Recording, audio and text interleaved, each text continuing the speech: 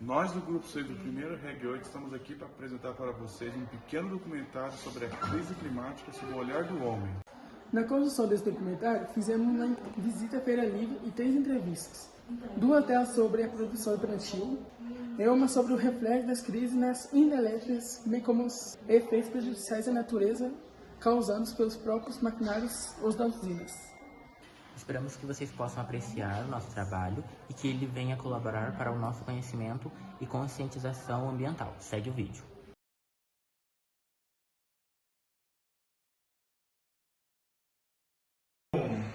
Qual a importância do equilíbrio climático para a produção?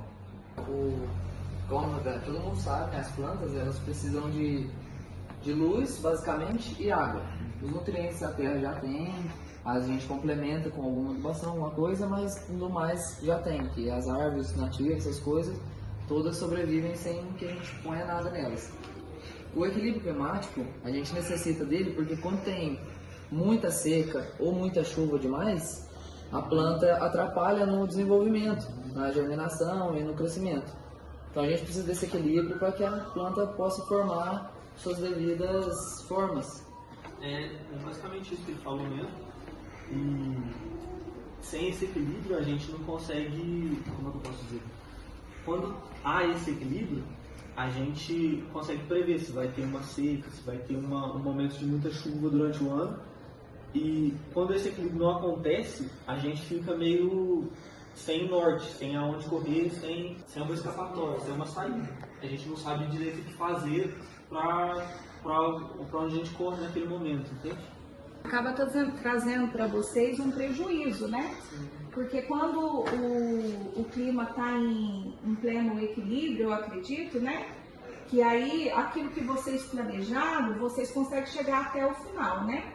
Mas quando há o desequilíbrio, aquilo que vocês planejam, né, acabam não tendo um começo, meio e fim, né? Porque vocês acabam tendo que ter depois vários, acabam passando por várias intercorrências e acabam tendo que depois buscarem várias medidas para poder não perder aquela plantação, aquilo que vocês planejaram ali, né? Eu imagino que seja assim, né? No processo. Entendi. Muda o processo, né? Sim, totalmente. 2. Como os produtores conseguem dar sequência a uma plantação e evolução com uma estiagem a longo prazo? Quando a gente tem uma seca, uma estiagem de longo prazo, que nem a gente já falou da última pergunta, se essa estiagem é prevista, a gente consegue procurar meios de montar um reservatório de água, procurar algum meio de a gente ter uma escapatória para isso, entende? Quando tem um período, como a gente teve agora recentemente, um período de estiagem bem grande, secaram as represas, o reservatório de água da cidade, até para beber a gente teve faltando água, teve que buscar outras alternativas, começar a encarecer todo o processo, e as plantas também, mais do que a gente, precisam dessa água. Porque se começa a faltar muita água, além de não ter para beber, os alimentos começariam a faltar também. Então, tendo muita seca, você não consegue, vamos supor, germinar uma semente, que eu, além da gente produzir em casa, eu também trabalho no viveiro de mudas. Então, se a terra estiver seca, a semente não estoura, ela não nasce, ou se falta água nela, ela morre antes da hora, nem chega a se formar, ainda muda, ela morre. Então, com a estiagem, a gente tem que procurar muitas das coisas. Hoje em dia, até que a tecnologia tem facilitado bastante. Você já tem postos artesianos, né? O pessoal faz de bomba, assim, que consegue trazer água de bem longe. Mas, se vamos dizer, as chuvas estando conforme elas têm que estar, não tendo essas estiagens longas, manteria muito melhor, né? Seria muito mais fácil e pra gente seria muito mais produtivo. Qual o caminho os agricultores e produtores enxergam para que a natureza volte ao equilíbrio? Então, eu acho que poucas pessoas têm essa visão ainda hoje em dia, mas eu acho que a visão do reflorestamento é a melhor forma.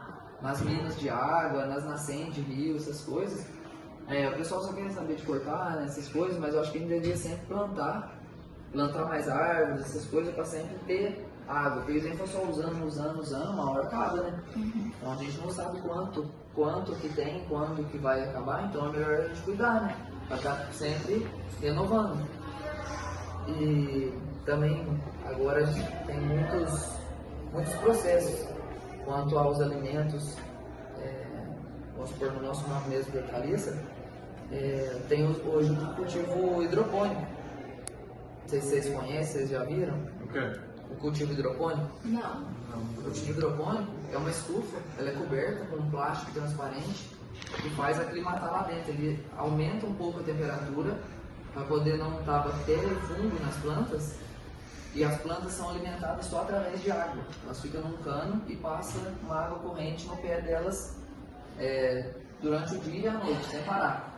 Então não tem risco de, vamos supor, uma chuva de pedra chegar, entrar e estragar. Não tem risco de, quando está muito calor, você tem a opção de você puxar um sombrite, alguma coisa que faz as plantas ficarem numa temperatura mais baixa.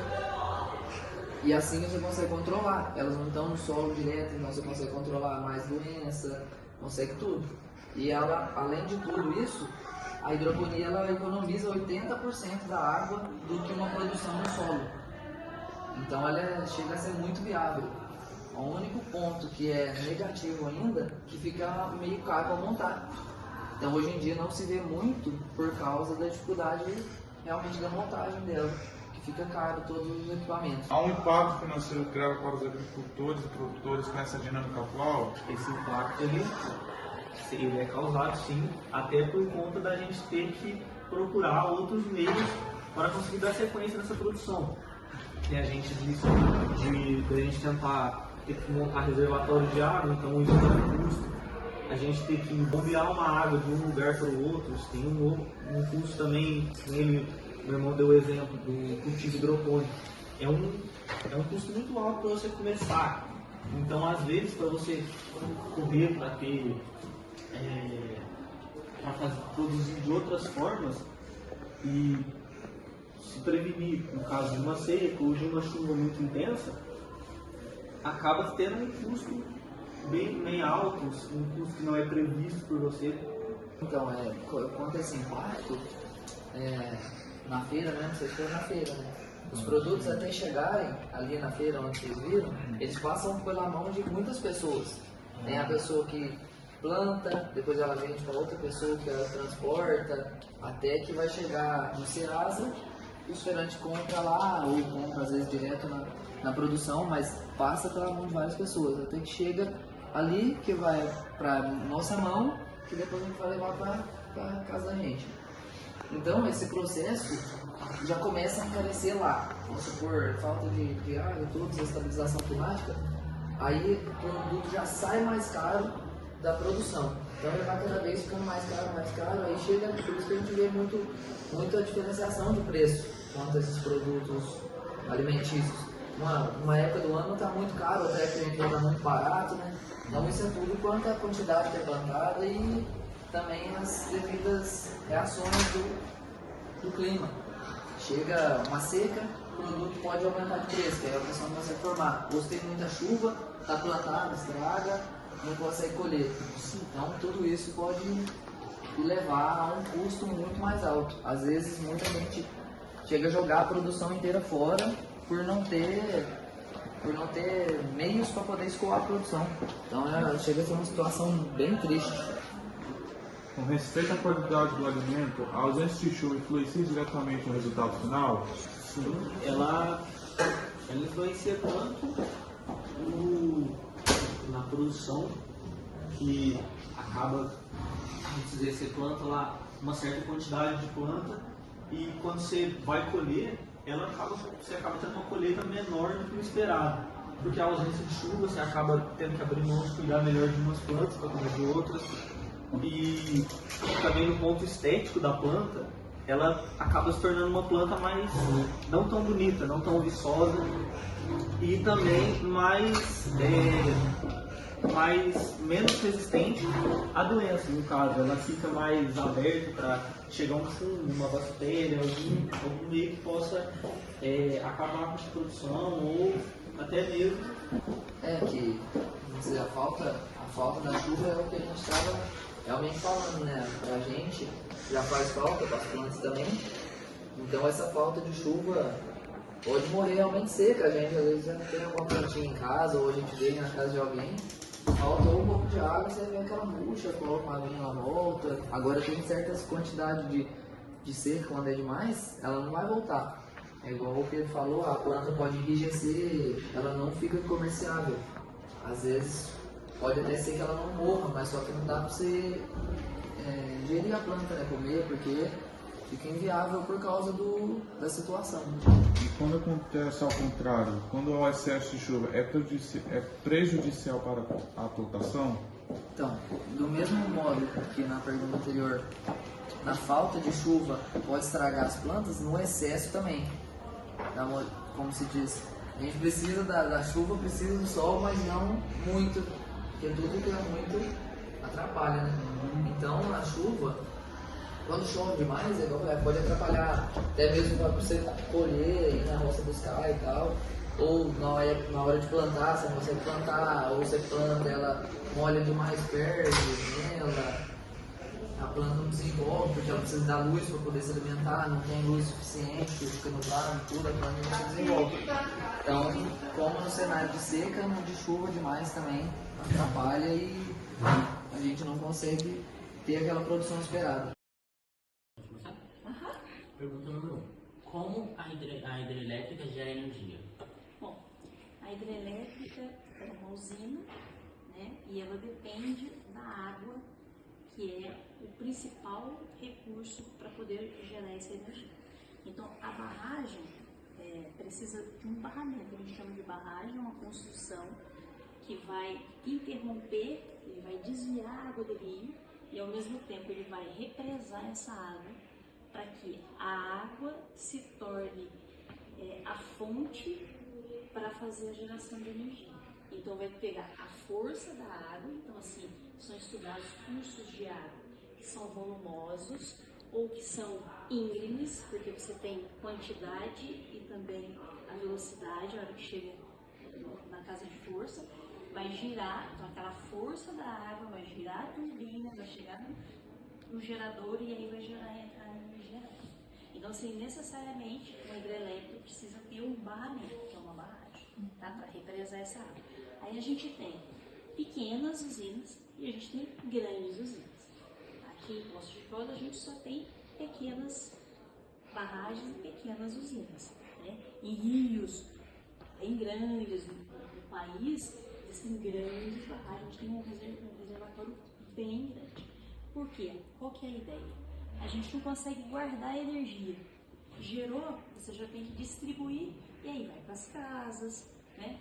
A energia elétrica, ela viabiliza conforto para a gente, qualidade de vida, né? Tudo que a gente pensa em fazer, desde hobby, estudar, a gente está aqui na sala, tem a luz acesa, precisa da energia elétrica. Assim como na indústria, tudo que a gente consome tem energia elétrica na produção.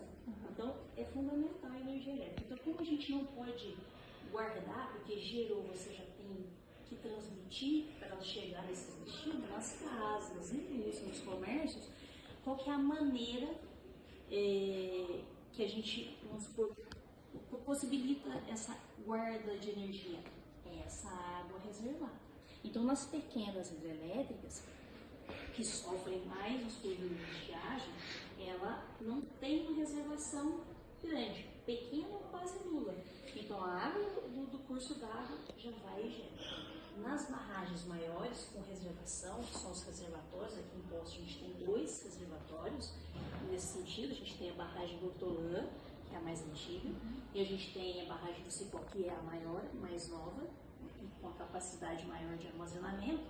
Então, ela vai guardar a água durante um período do ano para que durante o ano todo a gente tenha uma vazão nessas usinas para poder fazer a geração de energia. Então, a gente não guarda a energia, a gente guarda a água, vamos dizer assim, a água é o nosso estoque que está aí, que vai ser transformado em energia, é a maneira que a gente reserva a água para a geração de energia.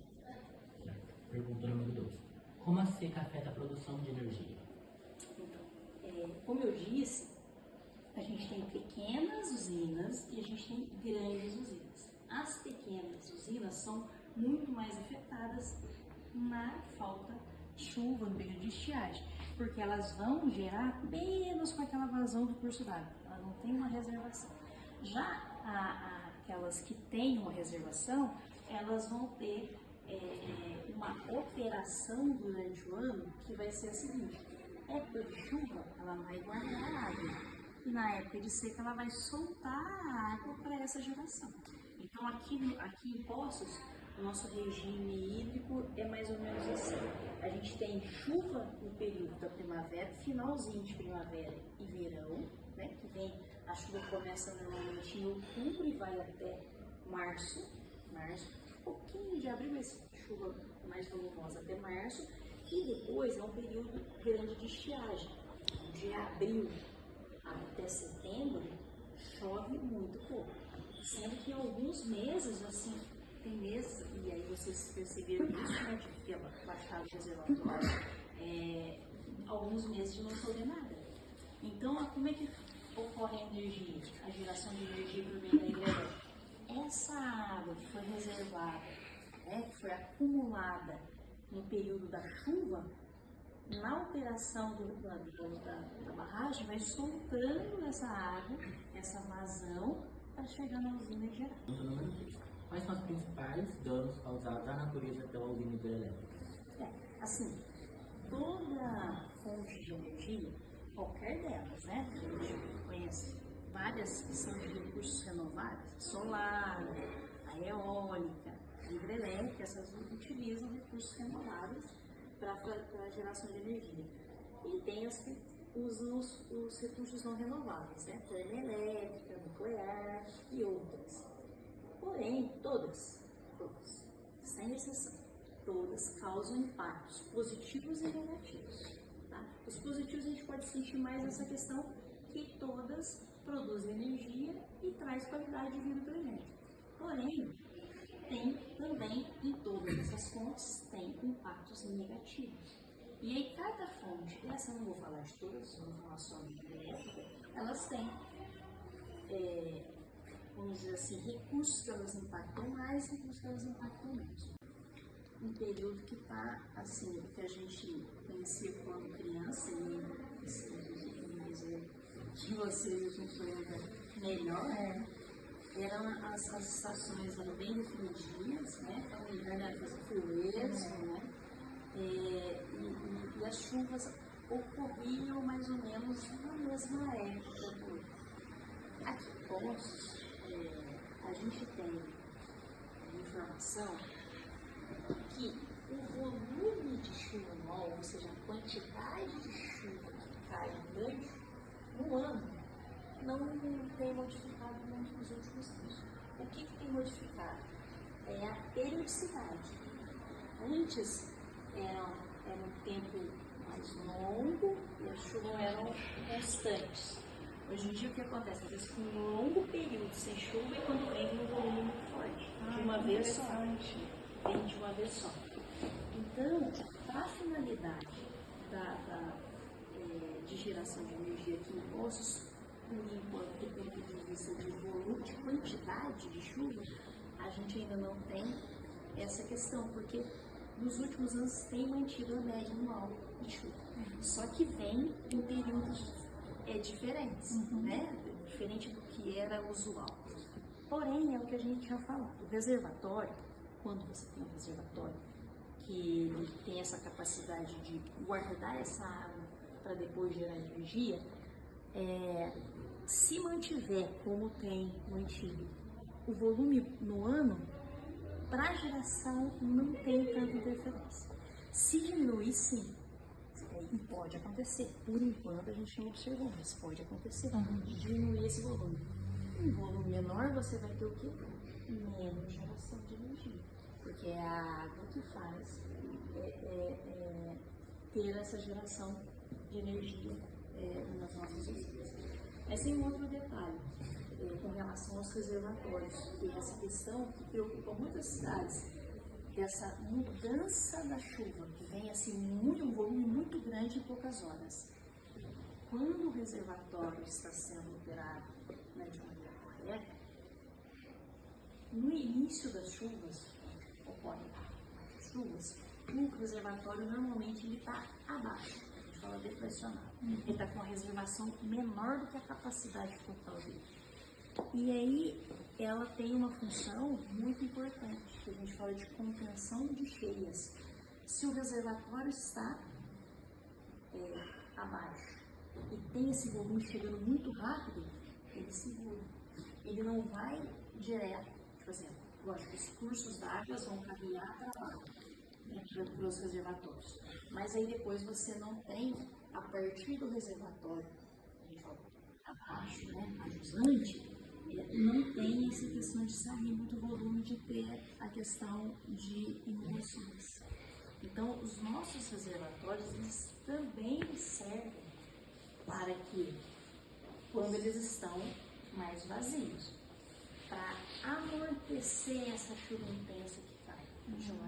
Ele tem essa capacidade também nos reservatórios. Ah, mas e se ele estiver cheio?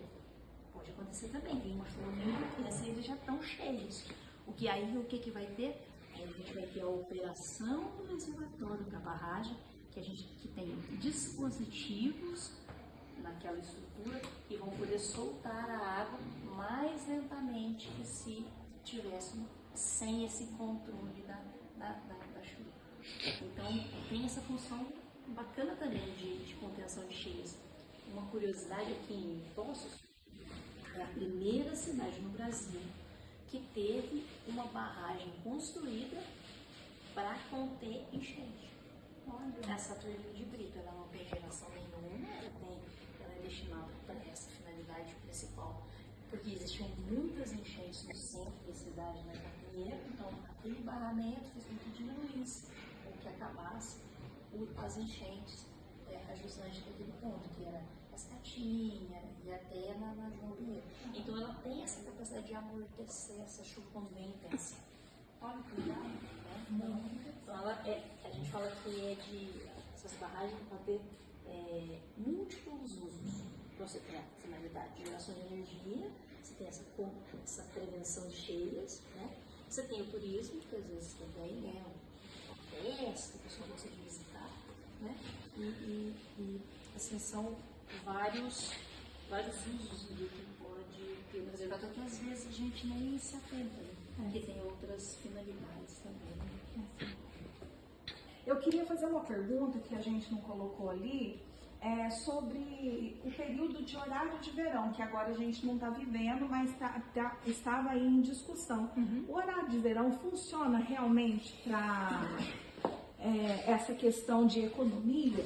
Na verdade, é mais o horário de pico.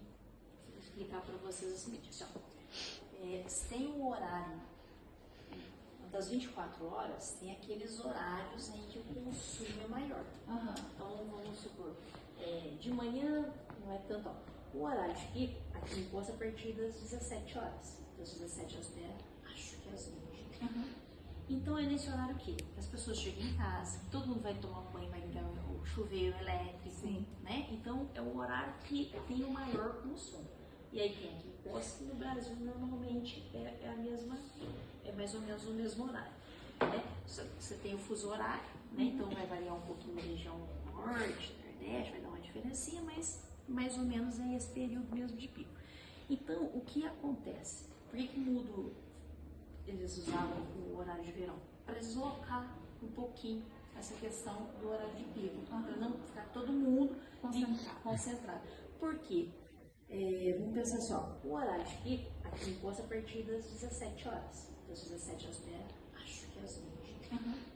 Então é nesse horário que as pessoas chegam em casa, todo mundo vai tomar banho, vai ligar o chuveiro elétrico, né? Então é o horário que tem o maior consumo. E aí tem aqui em Poços, no Brasil normalmente é mais ou menos o mesmo horário. Né? Você tem o fuso horário, né? Então vai variar um pouquinho na região norte, nordeste, vai dar uma diferencinha, mas mais ou menos é esse período mesmo de pico. Então, o que acontece? Por que muda? Eles usavam o horário de verão? Para deslocar um pouquinho essa questão do horário de pico, para não ficar todo mundo concentrado. Por quê? Vamos pensar só, Qual que é o planejamento que racionalmente é feito para geração de energia? É para atender o horário que tem maior consumo. E no maior consumo, eles têm uma ideia, então eles deslocando, eles conseguem manter essa geração toda nesse horário. Por quê? A capacidade instalada das usinas é para atender esse ponto, que é o mais crítico. No restante das outras horas do dia fica ocioso. Sim. Mas tem que ter, porque a hora que tem a demanda, você tem que gerar. Certo. Né? Então, a capacidade instalada, as usinas estão preparadas para gerar aquele horário máximo que tem de consumo. Porém, nos outros horários vai ficar ocioso, mas precisa atender. Não pode faltar, porque senão aí começa a ter apagão, né? Não consegue atender. Né? Então, é a capacidade instalada. Você desloca um pouquinho, então você não precisa de uma capacidade instalada tão grande. Entendi. Então, funciona. Funciona Pouco. Não tem uma resposta tão efetiva. Não tem. Que você não tem diminuição nenhuma? Mas não é relevante. Não é relevante para aquela discussão que teve, né? Porque o pessoal não gosta do horário geral. Então, assim, do ponto de vista que é cultural, as pessoas talvez não seja relevante. Por isso, não resolve a questão e ainda tem muita pessoa, uma boa parte da população que não gosta do horário. Entendi. Muito legal. Então, nós estamos aqui nessa tarde de hoje para entrevistar o Liano, né? Que é aqui do Reg 7. E ele vai ceder para a gente essa pequena entrevista, a qual a gente acha muito importante por conta dele trabalhar na feira. A gente fez a visita, né, na feira, ele estava lá, foi muito importante para nós. Ele nos apresentou e falou várias coisas que a gente achou muito importante, pontuais. Então, por isso, a gente vai finalizar com essa entrevista. Quais os principais desafios enfrentados pelos feirantes mediante a crise climática? Os desafios com a questão dos produtos, a economia que fica oscilando os produtos, né, o preço deles, e assim, não sabia, por causa que uma hora tinha chuva, uma hora tinha sol, e oscila muito a questão atrapalha a questão dos produtos. Devido ao tempo de seca e estiagem, houve um prejuízo real na comercialização das frutas, verduras e legumes. Você sabe citar para nós como foi? Foi difícil, por causa que questão das frutas, o abacaxi mesmo, não teve aqui pela região, né? Foi muito difícil encontrar e o preço dele ficou muito caro, questão do transporte até chegar até nós, né? E questão de legumes, a mandioquinha ficou muito caro, questão dela, o quilo, nossa, até hoje, mesmo que está chovendo, o quilo está muito caro ainda, 18 conto o quilo da mandioquinha, barato não, Muito caro. Quando acontece o excesso de chuvas, também é prejudicial para os feirantes? Sim, muito prejudicial, por causa da questão também da chuva. Tem legumes que também não suportam a chuva, tipo o tomate, por causa que a acidez da chuva é meio ácida, querendo ou não. E isso prejudica, que estraga eles, tudo.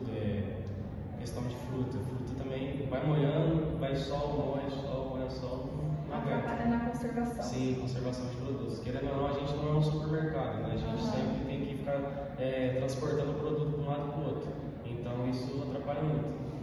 E essa chuva acaba atrapalhando até no momento da montagem, até no que diz respeito à visita das pessoas que vêm para consumir, para comprar o produto, para poder o consumo. Isso acaba refletindo também? Sim, isso reflete muito, por causa que a gente acorda de madrugada, né, para fazer a feira e tá chovendo, a gente fica lá, assim, molha de madrugada e vai até a tarde a feira molhada. E questão de mostrar os produtos, assim, não ficam totalmente que a gente quer, sabe? Tipo, nós na minha banca lá, na banca que eu trabalho, a gente procura apresentar o produto em bandejinha, que é muito facilitante para o consumidor. Sim. E querendo ou não, a chuva, isso atrapalha por causa que molha assim, as embalagens, aí gruda muito e fica totalmente não do jeito que a gente quer. E os